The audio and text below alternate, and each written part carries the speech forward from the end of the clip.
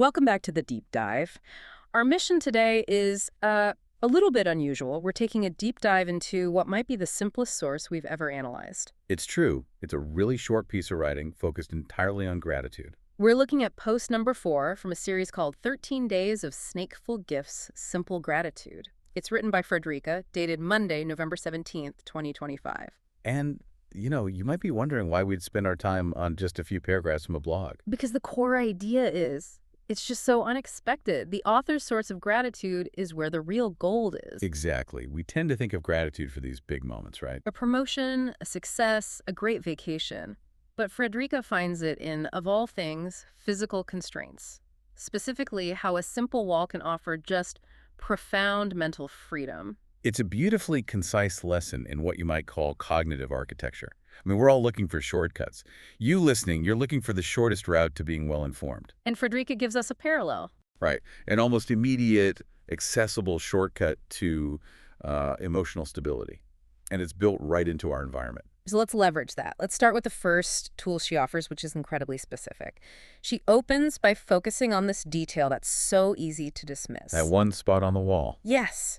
She's grateful that, and I'm quoting here, no matter what, in whatever room I find myself in, there is always that one spot on the wall. And that's really where the analysis has to start, with that one spot.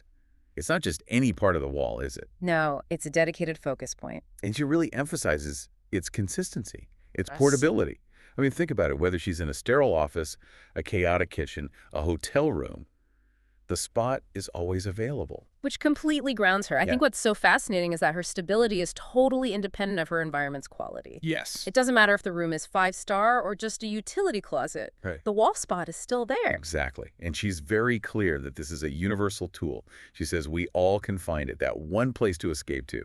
And that's the key, isn't it? That swift transformation. It is. It stops being about paint or drywall. It becomes this fixed psychological anchor that's available no matter what. It's the permission to use it that really matters. Okay, so if the spot is the anchor, let's dive into what she uses it for. What are the internal actions she performs? This is really section 2, the function. Well, the list she gives is like a concise manual for internal maintenance. Right. She uses that spot to reconnect to my core, Right. to take a breather, and crucially, to get lost in that one space. She's not asking for a 2-week silent retreat. Not at all. She's asking for a single moment of visual stability to do some really deep internal work. But I have to ask, for you listening, if you're facing a deadline or trying to process 50 pages of dense research, doesn't focusing on a wall just feel like avoidance? That's a critical question. Is this really self-management, or is it just a sophisticated distraction? And that gets to the heart of productive rest versus true avoidance. Yeah. What Frederica is describing is not avoidance, it's focused rest. When you're dealing with high-density information, your prefrontal cortex is just flooded. If you walk away completely, you can lose your momentum. And if you just stare into space, your mind wanders back to the stress. Exactly. Intrusive thoughts come flooding back in. But the spot. The spot is the constraint that allows the rest to actually be effective. Precisely. The wall provides a single, unchanging visual cue. You're giving your brain the easiest possible job for 30 seconds. It's like a cognitive reset button. You haven't left the room or the report. You haven't, but you've intentionally cleared the working memory.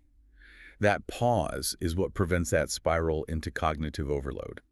It's a microdose of a mental vacation. That reframes it perfectly for our audience. You don't need to stop reading the entire complex brief. No. You just need to consciously shift your focus to a physical anchor for, say, 60 seconds to stabilize your thought process, and then you can dive right back in. And the key to accessing this pause, she says, I allow myself that. That's the core insight here. It's about agency. It's an internal act of permission. Yes. The retreat isn't something you have to earn or that's granted to you.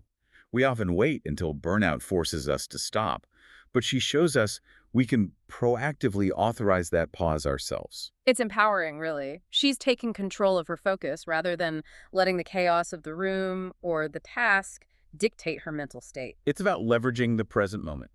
So now let's transition to the concept that really elevates this post. Section 3, the paradox. She saves her ultimate expression of gratitude for the very end. She's thankful even though there are walls. And this is where we shift from a simple technique to a really profound philosophical reframing. Because walls are almost universally seen as impediments. Right, they signify being locked in or locked out. Separation. We instinctively see walls as resistance But she just flips the script entirely on that. She's grateful for the walls themselves. because they're the necessary condition that enables the retreat. This is the critical synthesis, and we should, slow down here for a second. She's analyzing the difference between a wall as a barrier and a wall as a frame. Listen to her phrasing again. Walls don't always keep me out. They have been a place I can retreat to. It's so powerful. So the wall isn't an impediment keeping her away from something. No, it's a structure for her internal peace. So the constraint, the defined edge of the room, is what protects the internal sanctuary. It is. Without the limits of the walls, there's no defined room, and so there's no place to retreat into. The boundary is the security system. That's a perfect way to put it. Think of a photograph. If you take away the frame, the image can feel limitless, undefined, sort of chaotic. But the moment you put a frame around it, A constraint. the image inside gets definition, focus, value.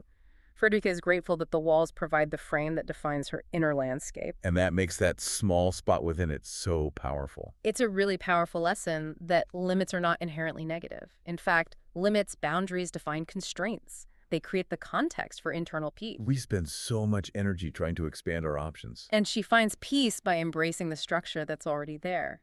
And this reframing, it's applicable everywhere. Think about a highly specific project brief you get at work. Tight deadlines, rigid requirements. You can see those as frustrating limits. Or you can see them as the walls that focus your energy and define what success looks like. The constraint enables the sanctuary of focus. It's a beautiful piece of psychological insight hidden in a simple gratitude post.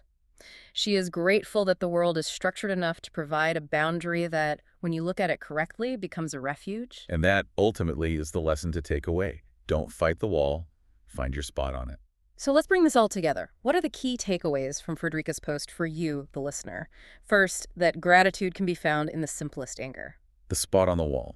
A tool for immediate, conscious, cognitive rest. To prevent that information overload. Second, physical constraints, like walls, aren't always prisons. They can actually facilitate internal freedom by defining a safe, focused space. Boundaries aren't always meant to keep things out.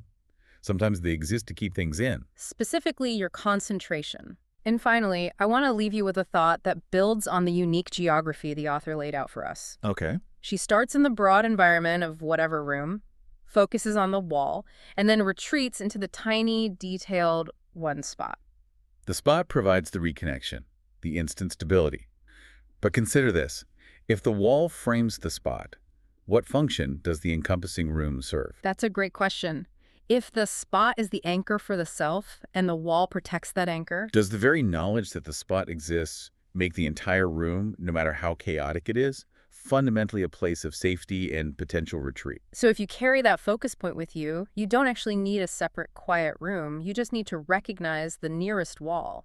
That's something worth mulling over the next time you find yourself overwhelmed. The answer is always closer than you think.